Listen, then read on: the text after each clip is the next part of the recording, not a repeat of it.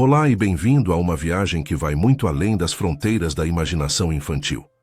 Hoje, vamos desvendar as camadas mais profundas de um dos livros mais amados e talvez mais incompreendidos da literatura. Alice no País das Maravilhas, de Lewis Carroll. Você pode pensar que conhece essa história, mas garanto que, ao final desses próximos 30 minutos, sua percepção sobre Alice e sobre a sua própria realidade nunca mais será a mesma. Para entender a genialidade por trás de Alice, precisamos olhar para seu criador, Charles Lutwidge Dodgson, mais conhecido como Lewis Carroll. Ele não era apenas um contador de histórias, era um matemático, lógico e teólogo de Oxford. Isso é crucial, pois Carroll não escreveu Alice como um simples conto fadas fofo para crianças. Longe disso. Alice no País das Maravilhas é uma armadilha filosófica, uma sátira magistral que visa perturbar, desorientar e forçar o leitor a questionar tudo o que considera normal ou lógico.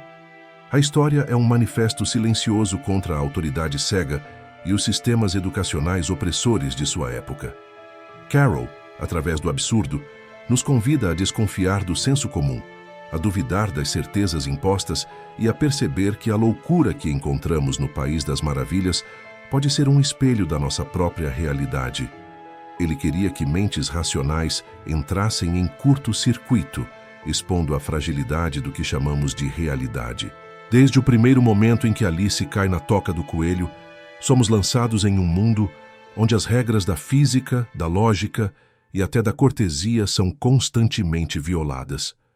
Chá das 5 que dura eternamente, animais que falam, cartões de baralho que julgam. É tudo profundamente ilógico, mas é justamente aí que reside a genialidade de Carroll. Ele nos força a confrontar o absurdo inerente à própria existência.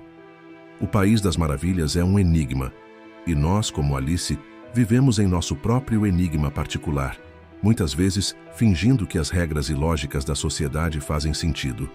Alice, perdida nesse caos, busca uma lógica que não existe e, nesse processo, nos convida a refletir sobre a nossa própria busca por ordem em um universo que talvez seja, no fundo, caótico. No centro dessa jornada está a própria Alice, constantemente perguntando: quem sou eu? Esse é um grito existencial universal. Quando as referências sociais e as certezas se desfazem, quem somos nós? Friedrich Nietzsche ecoa nessas páginas. A morte de Deus e o colapso das certezas morais e sociais se refletem no desmantelamento das normas em Wonderland. Alice precisa forjar seu próprio caminho em um mundo sem guias. A angústia existencial de Kierkegaard se manifesta na sobrecarga de possibilidades e na ausência de escolhas claras. Alice está constantemente em um estado de incerteza, forçada a lidar com a responsabilidade de suas próprias decisões, mesmo quando as regras mudam a cada instante. Jean-Paul Sartre e sua ideia de que a existência precede a essência ressoam com a busca de Alice por sua identidade. Ela não nasce com uma essência predefinida no País das Maravilhas. Ela precisa se criar e se definir a cada nova interação, a cada nova mudança de tamanho. Essa constante metamorfose física e a dificuldade de Alice em se reconhecer são metáforas poderosas para a fragilidade da identidade em um mundo em constante fluxo. Alice é um espelho para a absurdidade da nossa própria sociedade.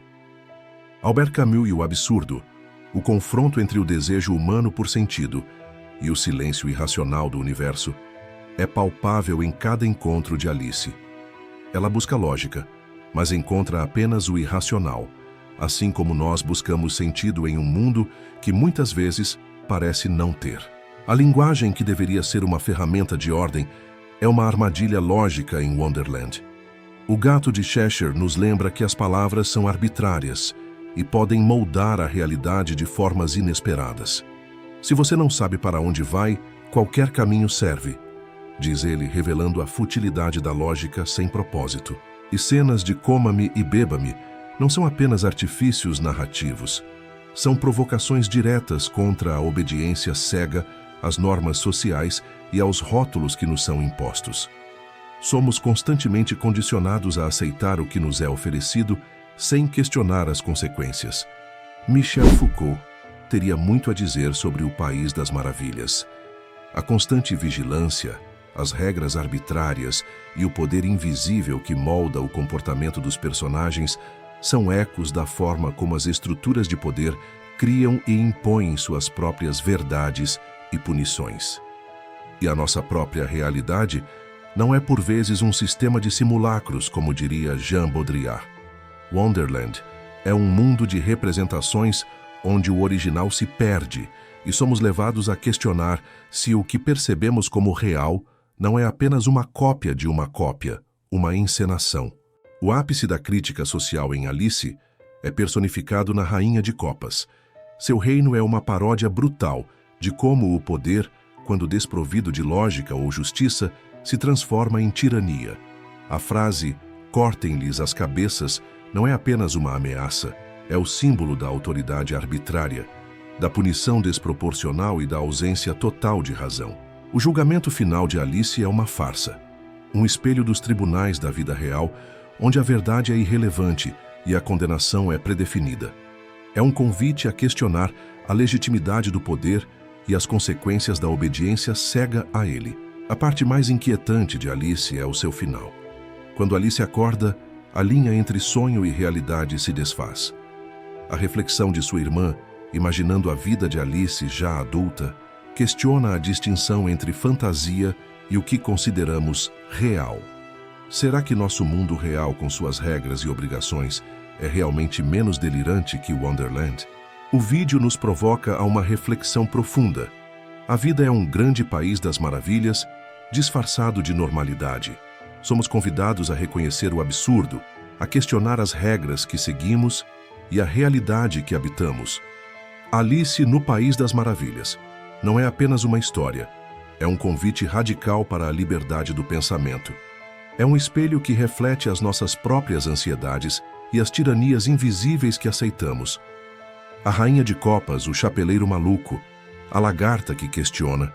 Eles não estão apenas no livro. Talvez existam dentro de nós ou nas estruturas que nos cercam. O verdadeiro objetivo de Carol era nos encorajar a escapar deste País das Maravilhas disfarçado de normalidade. Então a pergunta final é: você está realmente acordado ou acordada? Ou ainda vive em sua própria versão de Wonderland, esperando que alguém lhe diga para onde ir?